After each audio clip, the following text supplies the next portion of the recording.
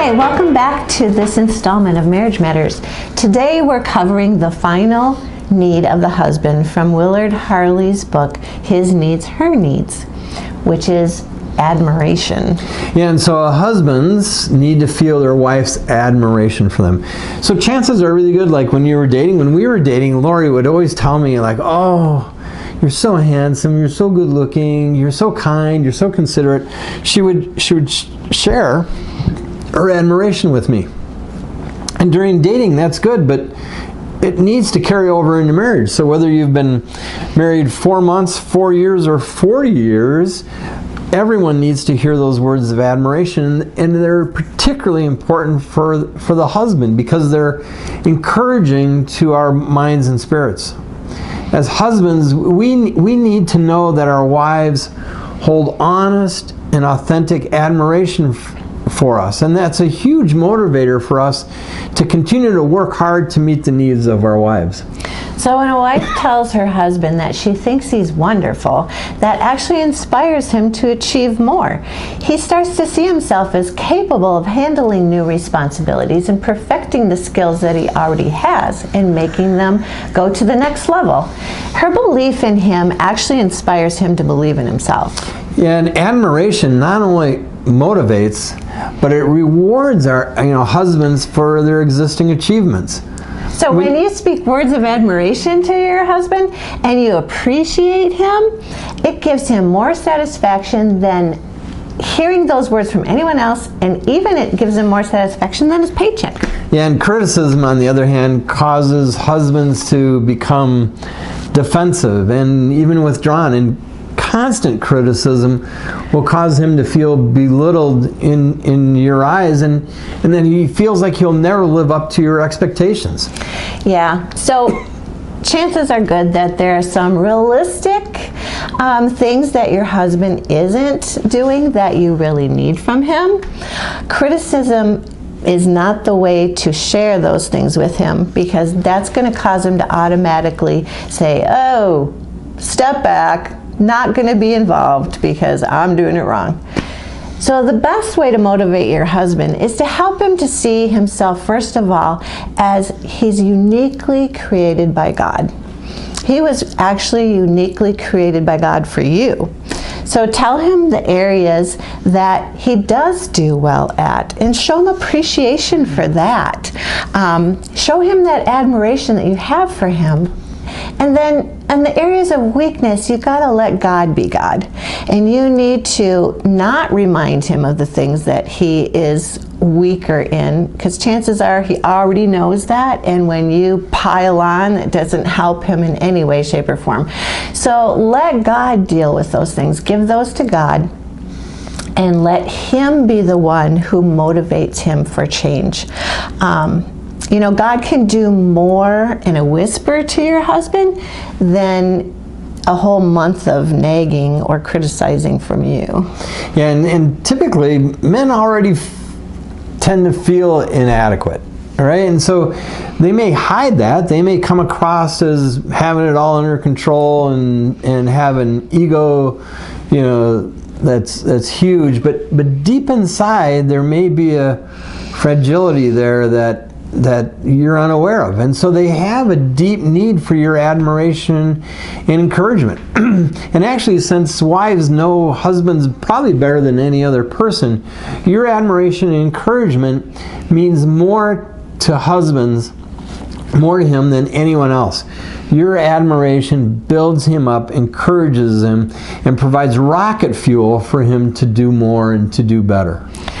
Scripture gives us a lot of advice on how we should speak to our spouse in a way that brings life into their spirit and brings life into your relationship. So Proverbs 18:21 says, death and life are in the power of the tongue. That's huge. We must understand that our words carry a lot of power. So the words of affirmation to your husband carry such great power, and they breathe life into him and motivate him to work even harder to live up to that affirmation. Yeah, and one of our favorite verses in Scripture that kind of deals with the power of words is found in Romans 4:17, where it talks about God giving life to the old bodies of Abraham and Sarah to bring about the birth of Isaac in their old age. Here's what it says. It says, God who gives life to the dead and calls things that are not as though they were. So I'm going to say it again because this is a little subtle. It says, God who gives life to the dead. All right, we get that. But here's the important thing. And calls things that are not as though they were. In other words, God can give life to dead things. We're not saying your marriage is dead or our marriage is dead or that your husband is dead, but God, the important thing here is God can call things that currently do not exist as though they do exist. And when that happens, guess what? They come into existence. And the good news is that we have that same power living on the inside of us. We can actually call things into existence. What does this have to do with words of affirmation? Well, say your husband is weak in an area. Let's just choose patience. Would you hurry? Come on. Yeah. Let's get going. We're choosing patience today. So if he's struggling in that area, just the way that you can affirm him with being honest is saying, honey, I know that maybe patience is an area that you struggle with a little bit with me and the kids. But I do see that you're trying to have more patience. And I just want to tell you that that is so important to me, and I really, really appreciate it.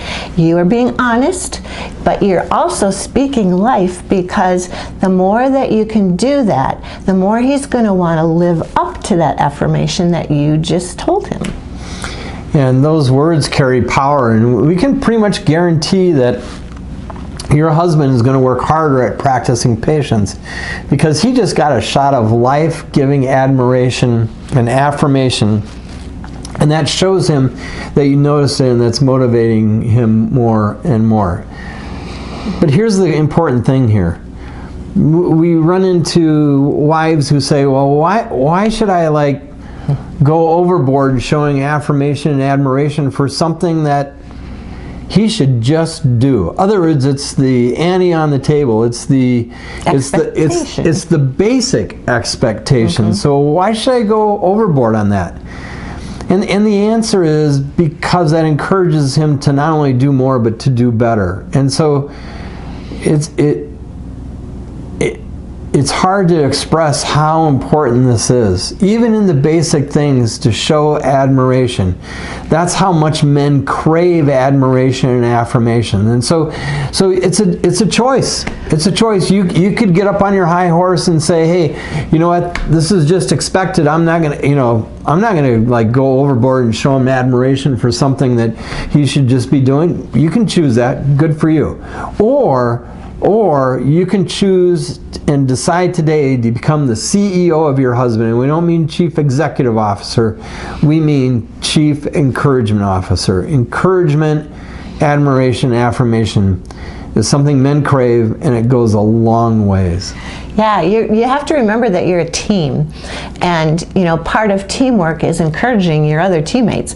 So that's important that you do that. So here's some questions for wives. Number 1, has the expression of admiration toward your husband been a problem for you?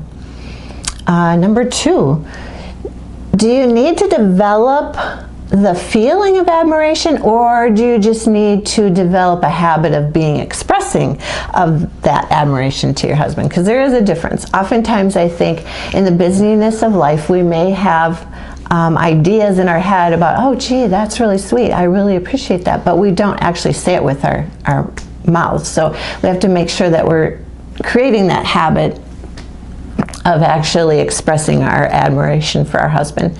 Number 3, we suggest that you make a list of the things that your husband does well. So often the things that maybe they are lacking in or don't do as well, those are right there. So it's best to think about, spend time, ask God, help me with this. I want to develop this list.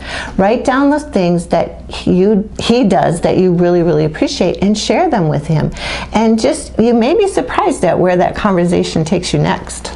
So here's some questions for husbands. Are you even aware of your need for admiration? Some men never give it a thought and they don't feel like they need it, or because, quite frankly, all that happens is they get nagged about stuff they're not doing right. They just don't feel like they need admiration because they're just trying to get their head above water. Second, what evidence might there be in your life that you actually do have a deep and basic need for admiration from your wife? You just haven't realized that you've had it. And then third, have you communicated that need of admiration to your wife, and how has she responded?